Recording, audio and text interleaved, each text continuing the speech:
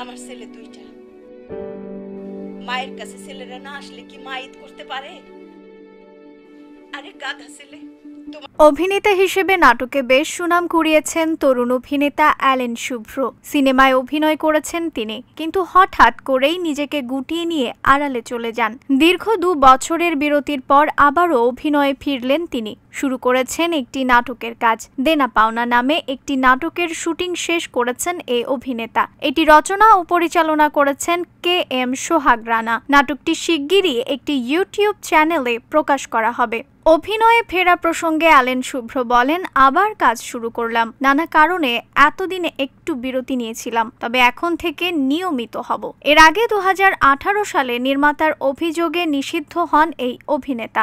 নাটকের শুটিংকে কেন্দ্র করে নির্মাতা নিয়াজ মাহবুবের গায়ে হাত তোলায় নাটকের বিভিন্ন সংগঠন মিলে 3 মাস সব ধরনের শুটিং থেকে বিরত থাকার নির্দেশ দেন তাকে। নিউজ ডেস্ক, রিফাত আরা ইসলাম, ভোরের আকাশ।